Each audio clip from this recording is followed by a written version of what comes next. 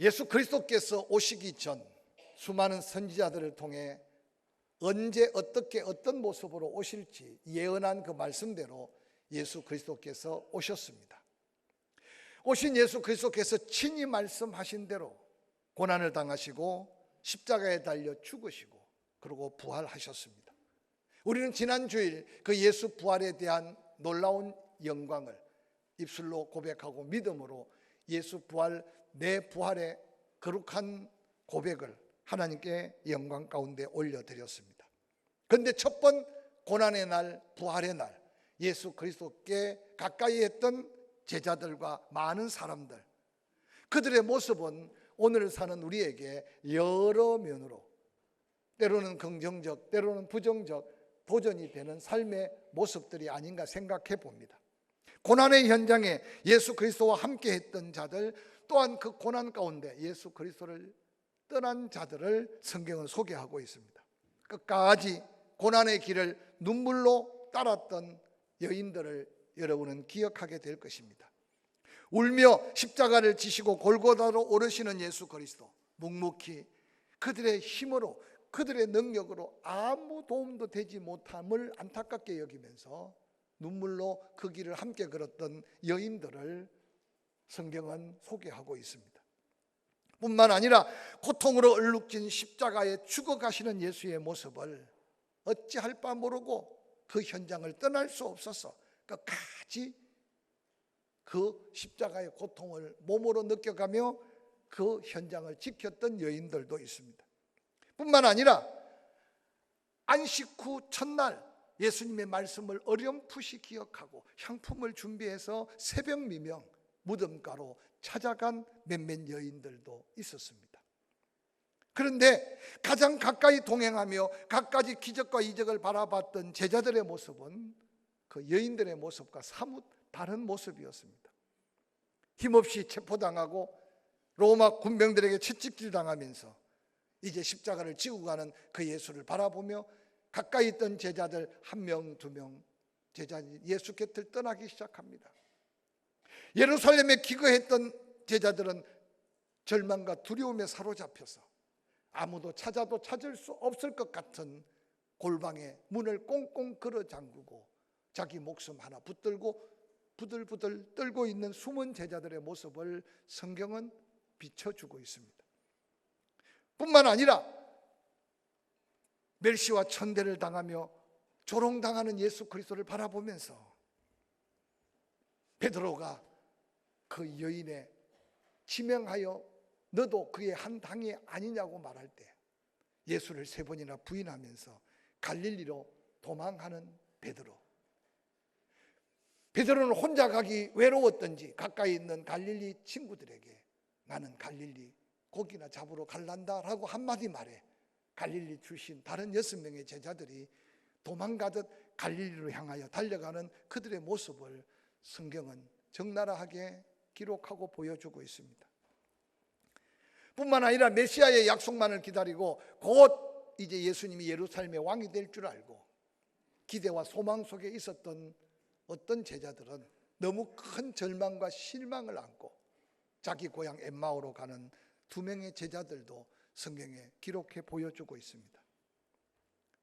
놀랍게도 모두가 예수 그리스도를 떠나고 버린 것 같은데 부활하신 예수 그리스도께서는 부활 후에 그들을 하나하나 찾아 나서고 그들을 만나가고 있는 모습을 또한 복음서에 기록해 놓고 있습니다.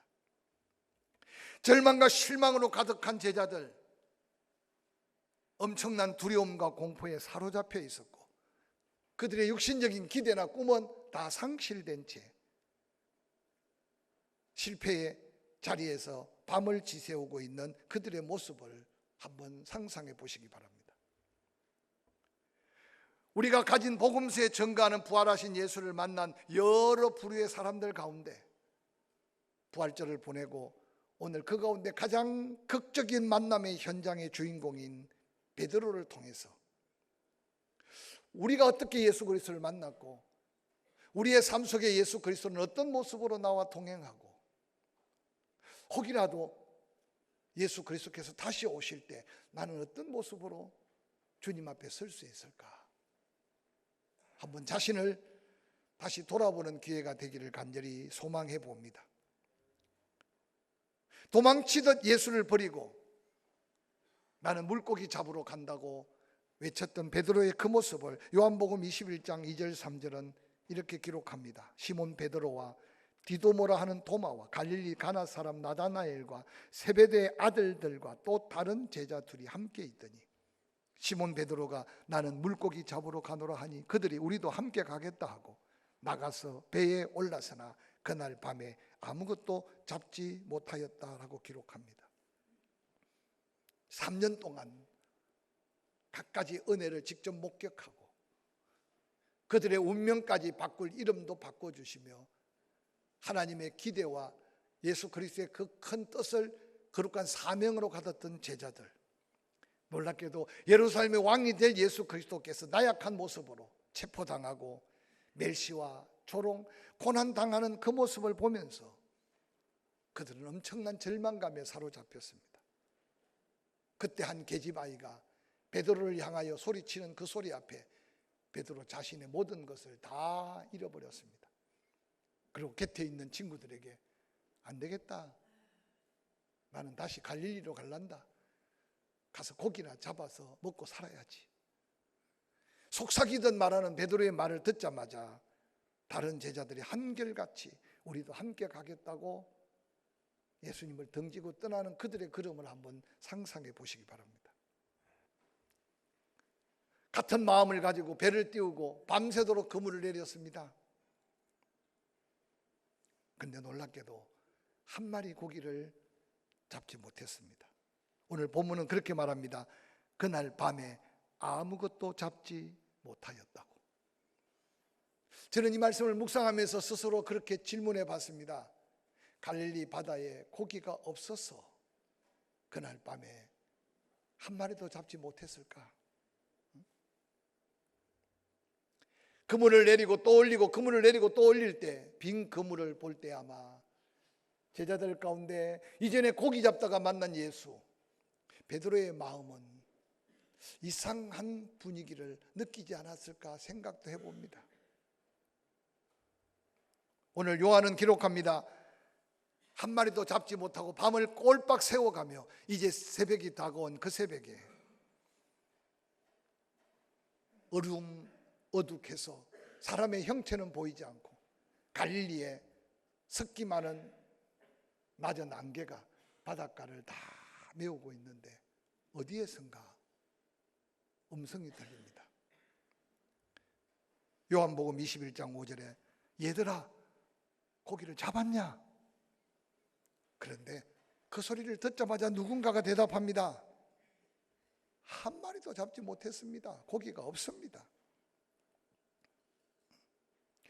오늘 예수 그리스도께서는 그들을 버리고 떠난 갈릴리까지 찾아오셔서 그 제자들을 만남이 성령의 감동으로 요한복음을 기록한 요한은 세 번째 주님이 제자들을 찾아 나선 걸음이라고 소개하고 있습니다. 얘들아 고기가 있느냐고 묻는 그 음성이 바로 부활하신 예수 그리스도의 음성인데 그들은 고기가 있느냐고 묻는 그 음성이 부활하신 예수인 줄 알지 못했습니다. 아니 전혀 기대하지 않았습니다. 이미 십자가에 못 박혀 죽으신 예수를 그들은 바라보면서 모든 게 끝났다고 생각했고 예수님의 말씀 한 말씀도 기억할 수가 없었습니다.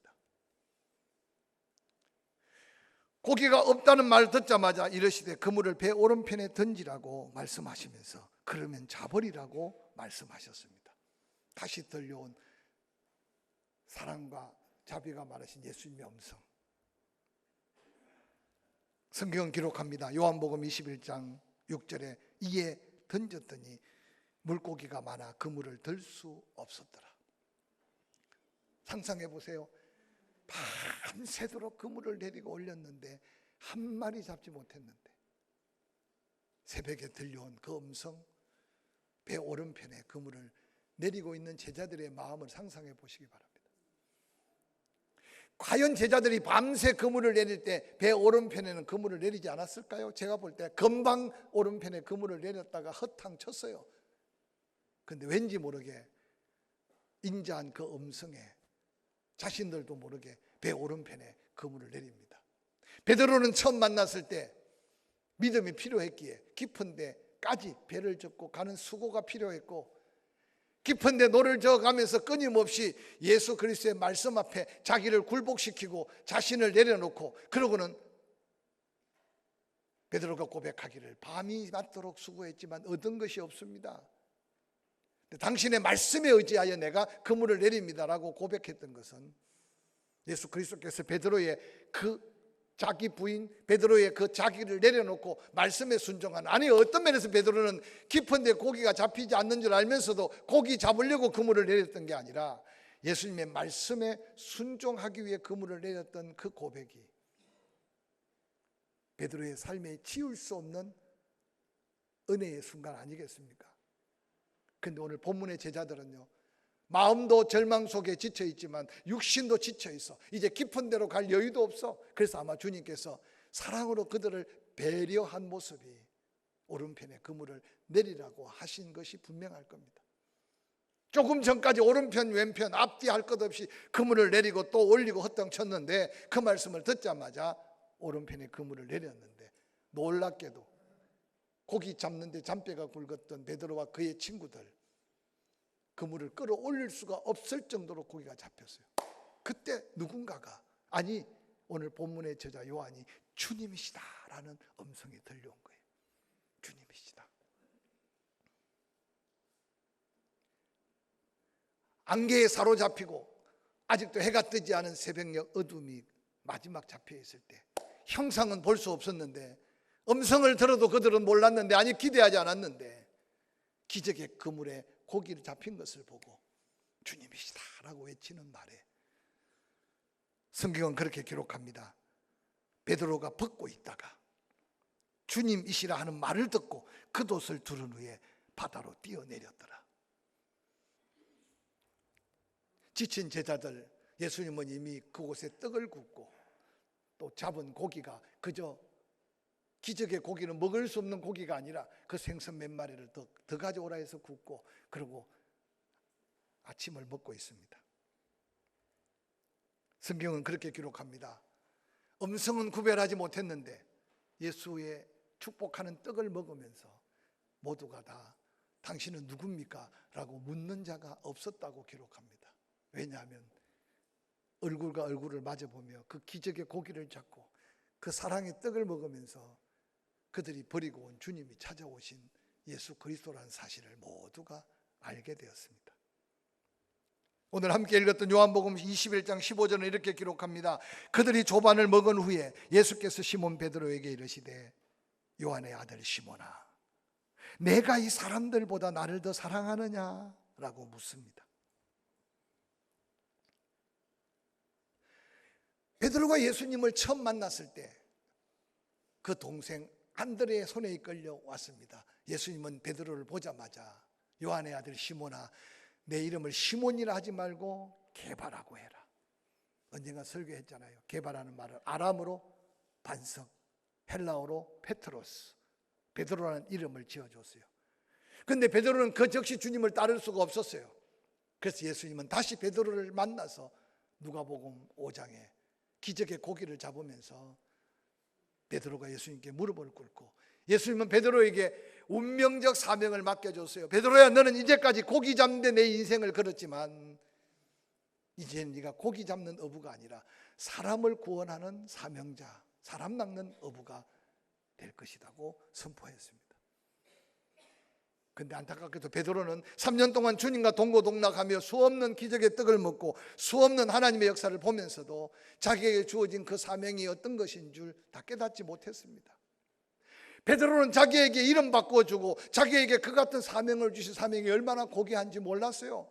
자기 생각 속에 살았어요. 예수님이 왕이 되면 오른편 왼편 무슨 권세를 가질까, 그게 제자들이 3년 동안 따라다니면서 마음에 담고 있는 생각이었어요. 마지막 십자가를 달려 죽어갔지만 그들의 마음에 절망감만 사로잡혔지 예수 그리스도의 십자가의 사랑을 깨닫지 못했습니다. 그런데 부활하신 예수님이 베드로를 다시 찾아오셨어요. 저는 이 말씀을 읽을 때마다요, 예수님도 육을 입은 사람인데 한마디라도 그렇게, 야 어떻게 그럴 수 있냐, 어떻게 그렇게 마음이 바뀔 수 있냐, 그래서 한마디 따져 묻기라도 할 텐데, 오늘 본문의 말씀을 보세요. 그 많은 제자들 중에 베드로에게 시선을 고정하신 예수님이 베드로라고 이름을 갈아줬는데 아직 그 은혜를 잊고 그 사명을 가져도 여전히 베드로가 아니야, 시몬이야. 그래서 예수님도 요한의 아들 시몬아, 그 같은 사랑을 받고 그 같은 은혜를 입고도 아직 너는 여전히 시몬이구나, 그러면서 베드로의 마음을 어루만지고 있습니다. 네가 나를 사랑하느냐. 우리나라 말도 네가 나를 사랑하느냐, 영어도 Do you love me? 그런데 예수님이 고백하는, 묻고 있는 질문 속에는요, 우리가 생각하고 있는 그런 사랑의 모습이 아닙니다. 예수님이 베드로에게 직접 물었던 네가 나를 사랑하느냐고 묻는다면 Do you love 아니고 Do you agape me? 내가 너를 아가페 사랑으로, 하나님의 그 큰 사랑으로 사랑했는데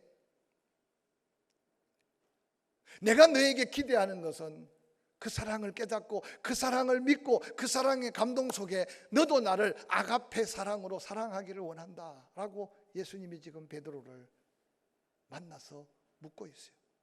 근데 베드로는 놀랍게도 말하기 쉽게 아가페 유, 내가 아가페 사랑으로 당신을 사랑합니다 라고 말했으면 끝날 텐데, 베드로는 계속 두 번, 세 번 예수님이 아가페 사랑으로 사랑하느냐고 묻고 있는데도 베드로는 I phileo me, I phileo you, 내가 당신을 인간 대 인간의 사랑, 친한 형제 간의 사랑, 육신의 인간관계 사랑, 관계 속의 사랑을 사랑합니다고 고백하고 있어요. 두 번째 물어도 똑같이 베드로는 아가페 사랑으로 사랑하느냐고 묻고 있는 예수님께 나는 필레오로, 우정적인 사랑으로, 관계 속의 사랑으로 당신을 사랑하고 있습니다 라고 대답합니다. 그런데 오늘 본문의 말씀을 보면 예수님이 그 연약한 베드로, 아가페 사랑으로 고백하지 못하는 그에게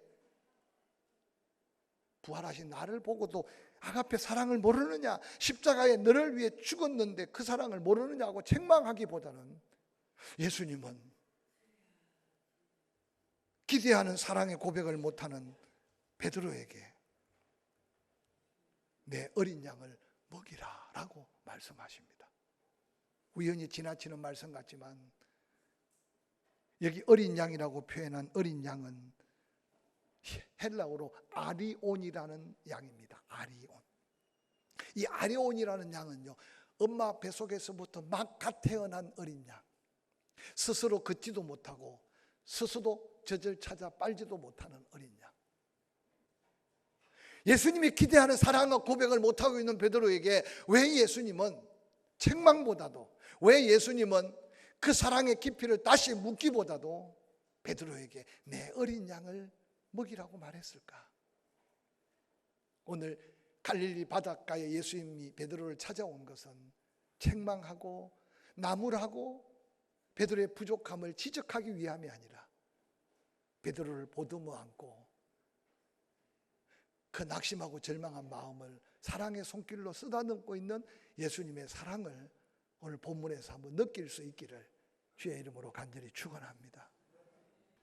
이어서 요한복음 21장 16절에 두 번째 요한에게 묻습니다. 시몬에게, 요한의 아들 시몬아, 내가 나를 사랑하느냐? 여전히 아가페의 사랑으로 사랑을 고백할 수 있느냐라고 묻습니다. 그런데 베드로는 주님, 내가 필레오 사랑으로 사랑합니다. 똑같은 고백을 합니다. 첫 번째는 혹시 주님의 마음을 다 헤아리지 못해서 그렇게 고백했을지 모릅니다. 그런데 두 번째 똑같이 주님은 네가 나를 아가페 사랑으로 사랑할 수 있느냐고 묻는데 베드로는 필레오 사랑을 고백하고 있어요. 이 본문을 가지고 다양하게 해석하고 있지만 저는 묵상하다가 베드로가 아가페 사랑을 모를 수도 있겠구나 라고 생각하게 됐어요. 예수 그리스도께서 고난당하는 그 현장 끝까지 십자가를 따르지도 못했고 부활의 현장에 어떤 복음서에는 빈 무덤을 보기는 했다고 하지만 3번이나 그것도 저주하면서 부인하고 다른 친구들까지 꼬드겨 갈릴리 바닷가에 고기 잡고 있는 자기를 찾아온 그 예수 그리스도 앞에 아직도 베드로는 아가페의 사랑을 몰라서 고백하지 못하고 있지 않는가 생각이 들었어요. 그래서 예수님은요, 아가페 사랑은 가르쳐서, 아가페 사랑은 깨우쳐서 아는 게 아니라 그 사랑을 받아서 경험하면서 그 사랑을 고백할 수 있는 사랑인 게 아가페 사랑이 아닐까. 그래서 예수님은 아직도 깨닫지 못하는 베드로를 책망하기보다는 내 양을 치라라고 다시 사명을 줍니다.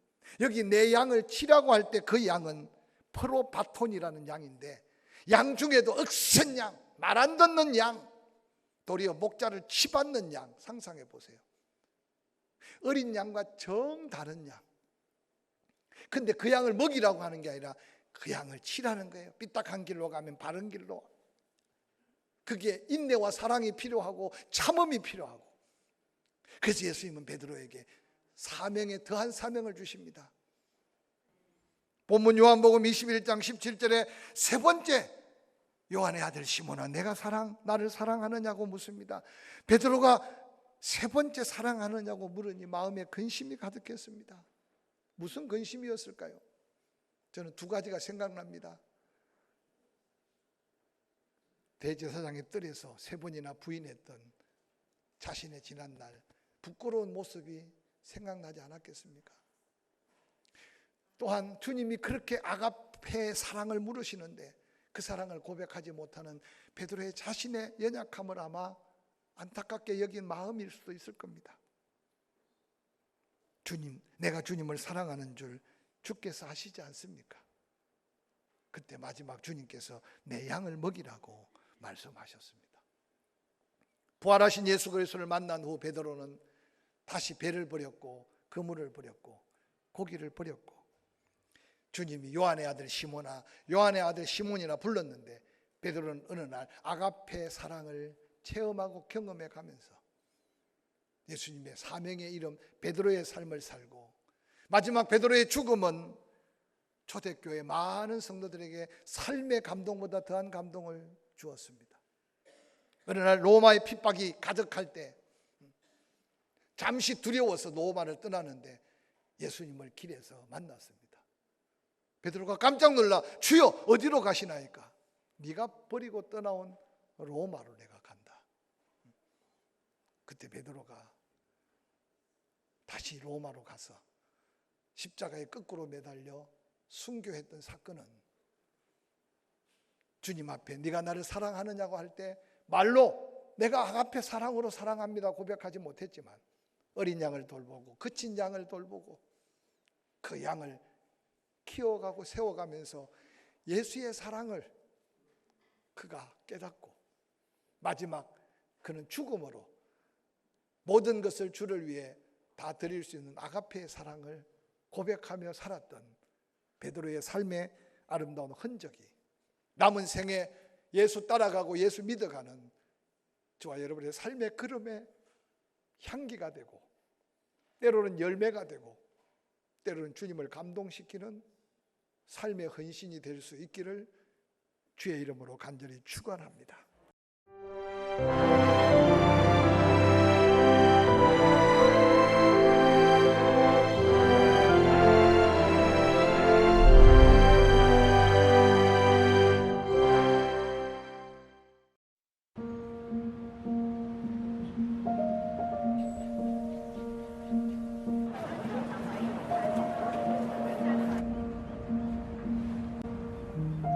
너희는 다만 공의가 물처럼 흐르게 하고 정의가 마르지 않는 강처럼 흐르게 하여라.